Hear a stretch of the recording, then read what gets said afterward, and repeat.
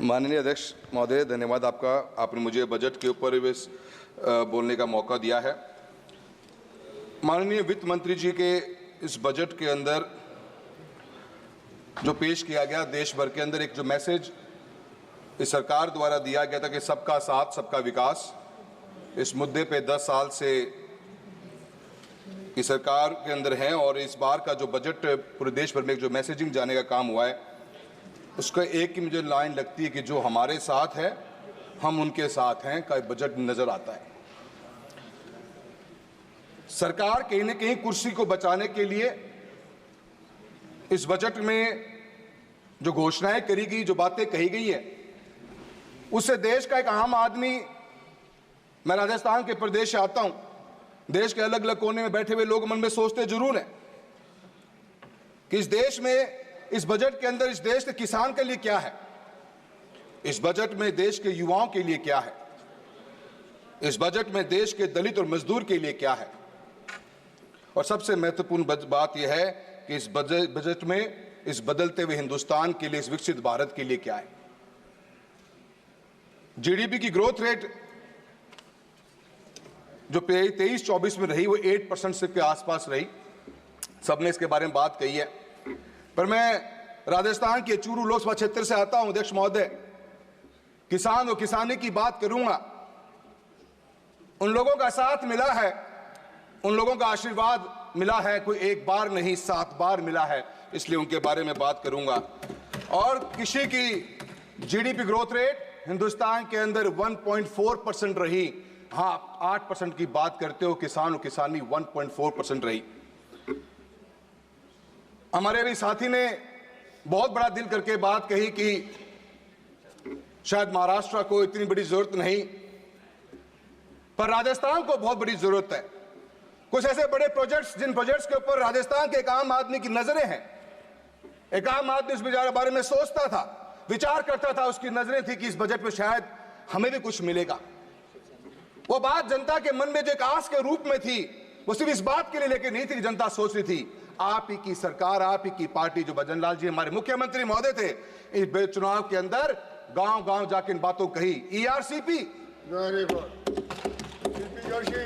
ERCP के बारे में बात चली, 16 राज्यों को पीने का पानी मिलेगा, सिंचाई का पानी मिलेगा, यमुना लिंक का पानी, जो राजस्थान की शेखावटी बेल्ट की सबसे बड़ी एक आस की उम्मीद हम रखते थे, इसकी बात की सोचेंगे हम, जिसके बारे में क्लेम किया गया, भागीरथ का नाम दिया गया। चूरू, झुंझुनू, सीकर के अंदर 1 लाख हेक्टेयर की सिंचाई का पानी और सीकर जिले के लिए पीने के पानी की व्यवस्था का प्रोग्राम था। ये कोई चर्चा न यहां भारत के सरकार के बजट में दिखी और न ही कोई चर्चा राजस्थान के बजट में दिखी। इरिगेशन का प्रोजेक्ट सर कोई भी से 10 सालों के अंदर बड़ा इस देश के अंदर आया नहीं। हम किसान और किसानी की बात करते हैं, किसान की आय दुगनी करने की बात करते हैं। एक भी बड़ा big ticket canal project north part of Hindustan के अंदर के देखने को नजर नहीं आया। कुछ उम्मीद थी क्योंकि पानी की खपत बढ़ती जा रही है, पॉपुलेशन बढ़ी है, हम उस बात पे जानना चाहेंगे, पर हम कैसे एक्सेस वाटर ऑफ रेन को टैप कर सकते हैं, उस सोच के साथ में यमुना लिंक प्रोजेक्ट डिजाइन किया गया। 2018 के अंदर उसकी डीपीआर बनी, 22,000 करोड़ का प्रोजेक्ट था। एक नई उम्मीद जगती, एक नया विश्वास पैदा होता और किसान को, किसानी को बहुत बड़ा फायदा मिलता है इस प्रोजेक्ट का। यह प्रोजेक्ट मैं ये मानता हूं कि बदलते हुए हिंदुस्तान की सबसे बड़ी तस्वीर बन सकता है। हम रेन वाटर को टैप करके रबी की क्रॉप्स के अंदर किसानों को गैप फंडिंग कर सकते हैं, पानी के रूप में अंदर दे सकते हैं। इसके लिए प्रोजेक्ट बनाया गया था। 2018 से प्रोजेक्ट पेंडिंग पड़ा हुआ है। राजस्थान की सरकार ने बनते के साथ ही क्लेम किया कि हमने हरियाणा से बात कर ली। हरियाणा के उस समय के मुख्यमंत्री ने कहा कि हमारा भी एग्रीमेंट की कोई क्लियरिटी नहीं है, और इस बजट में हम उम्मीद करते रह गए कि 22,000 करोड़ का प्रोजेक्ट शुरू हो जाए तो जो एक्सेस वाटर या जितनी हमारे बाढ़ आती है, जो पानी हमारा वेस्ट जाता है अदर स्टेट्स में या नदियों के मार्फत या इंटरनेशनल बॉर्डर्स को क्रॉस कर जाता है, उस पानी को हम टैप करके राजस्थान जैसे क्षेत्र के अंदर, सर जितना बड़ा मेरा चूरू लोकसभा क्षेत्र है उतना बड़ा पूरा हरियाणा है। अगर ग्रीन रिवॉल्यूशन ने इस देश के अंदर खेती के रूप के अंदर और ग्रेन्स के रूप में जो मजबूती प्रदान हरियाणा और पंजाब ने करी है, एक next level of green revolution की रिक्वायरमेंट है, जहां पे हम ऑयल सीड्स और पल्सेस के ऊपर आज इंपोर्ट करने पे डिपेंडेंट है। अगर राजस्थान के इस क्षेत्र को पानी मिल जाता तो पूरे हिंदुस्तान का पेट भरने की ताकत रखता है चूरू लोकसभा क्षेत्र और पूरा शेखावटी बेल्ट। किसान की बात खेती की बात करूंगा सर, अनेकों प्रोजेक्ट्स की बात हुई। अगर आप अपनी स्कीम्स को चेक करेंगे, हर स्कीम के अंदर बजट या तो घटा दिया गया या बजट इंटैक्ट पड़ा हुआ है। किसी बजट के अंदर भी कोई इंप्रूवमेंट नहीं, कोई एक हैंड होल्डिंग नहीं। हम योजनाएं लॉन्च कर देते हैं, परियोजनाओं को हैंड होल्डिंग नहीं।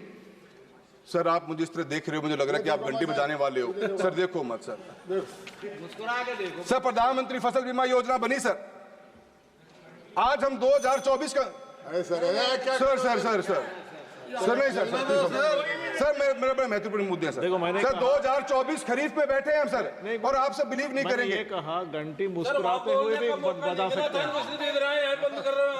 सर। ना मुझे कोई वहां बोलने दे रहा, नहीं यहाँ बोलने दे रहे सर। बोलिए सर 2024 खरीफ का क्लेम आज 2023 खरीफ का क्लेम आज तक राजस्थान में डिस्ट्रीब्यूट नहीं हुआ सर।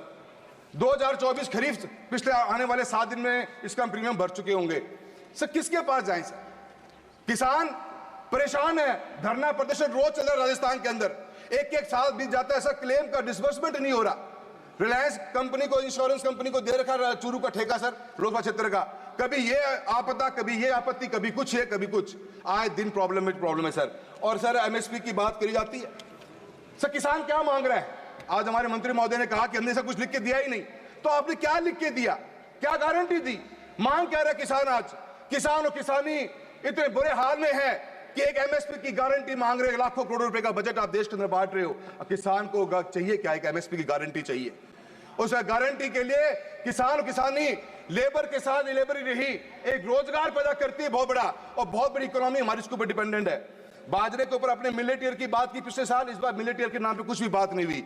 बाजरे की खरीद राजस्थान की सरकार सर आज तक भी नहीं कर पा रही है। आप बाजरे को मिलेट के रूप में शामिल करना चाहते हो। मेरे लोकसभा क्षेत्र में सर ग्वार सबसे बड़ा प्रोडक्शन होता है, और ग्वार को एमएसपी में शामिल करने के लिए मैं आपसे बात करना चाहूंगा सर। मैं please conclude please sir, please only one please. There are so many speakers here only, they're all sitting here.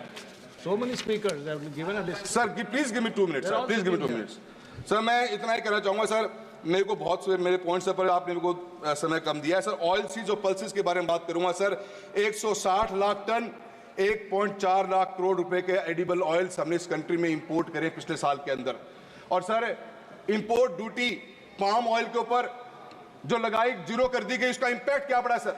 आज चूरू लोकसभा क्षेत्र से हमारा शेखावटी, हमारा नागौर है, बीकानेर है, गंगानगर, हनुमानगढ़ तक का पूरा बेल्ट है सर। सरसों की सबसे बड़ी पैदावार होती है सर। भाव नहीं मिल रहा किसान को, जब बोने की उसकी बिल्कुल भी इच्छा नहीं कर रही। हम कैसे बैलेंस आउट करेंगे इसका पता नहीं चलता सर। मैं आपने नेचुरल फार्मिंग की बात करी है, तो आपने 1 करोड़ सर्टिफिकेशन दोगे sir. Natural farming, zero budget farming, organic farming sir, कौन इसको परचेज करेगा? कोई मैकेनिज्म ही नहीं है हमारे पास में इसका। क्या आज किसान अपनी नेचुरल फार्मिंग को प्रोड्यूस को किसको जाके बेचेगा सर? उसका भाव मिल रहा है नहीं मिल रहा मार्केट में, उसको कोई देखने वाला नहीं है सर। मेरा आपसे इतना कहना है कि सर पैसा स्कीमें बहुत सी बनी, अनेकों स्कीमें देश में बन के आई सर, आज तक उनका कोई हैंड होल्डिंग नहीं। सांसद आदर्श ग्राम योजना बना दी गई सर। एक योजना, एक गांव की विलेज डेवलपमेंट प्लान जब बना तो 22 करोड़ रुपए का प्लान बना। और सर चूरू लोकसभा क्षेत्र का उदाहरण देता हूं, 325 करोड़ मिलते हैं नरेगा के अंदर काम करने के लिए। एक सरपंच को एक साल में 1.25 से 1.5 करोड़ मिलता है काम करने के लिए। 1.5 करोड़ की लागत से वो 22 करोड़ की वीडीपी कब पूरी होगी? 22 साल बाद पूरी होगी सर। हम कैसे गाँव का विकास करा पाएंगे? आप सोच के देखिए बात को सर। आप अभी शिक्षा के बारे में इतनी बात चली है सर, चूरू लोकसभा क्षेत्र की बता देता हूं, एक छोटी सी बात सर, एक सर लास्ट टाइम बोलूंगा। अध्यक्ष महोदय last time, last time sir ji please understand sir. अध्यक्ष महोदय मैं आपसे इतना कहना चाहता हूँ, यहीं से एक बड़ा लिस्ट आया है, यहीं से बड़ा लिस्ट आया है। सर सब कॉपरेट कर रहे हैं, आप भी कर लो सर मुझे कॉपरेट। Please conclude. धन्यवाद दीपेंद्र जी, आपका सहयोग बहुत अच्छा लगा मुझे। मैं आपको इतना कहना चाहूंगा सर, योजनाएं बहुत सी हैं, उन योजनाओं पे काम नहीं हो पाते सर, हैंड होल्डिंग नहीं हो पाती, इसलिए योजनाएं फेल हो जाती हैं सर। आज ही राजस्थान के भास्कर की न्यूज है, 16,000 बच्चों ने स्कूल को ड्रॉप आउट कर दिया, गवर्नमेंट स्कूल्स को राजस्थान के चूरू में, सिर्फ इस बात के लिए कर दिया कि सर 1700 से ऊपर रूम्स की रिक्वायरमेंट चूरू अकेले के अंदर है, हजारों रूम्स की रिक्वायरमेंट है। और sir PM Shri, PM stars जैसी योजनाएं चलाएगी, इनके बजट में कटौती कर दी गई सर। मात्र 1200 करोड़ रुपए की पीएम स्टार्स की स्कीम है, जहां पे हम रूम्स बना सकते हैं।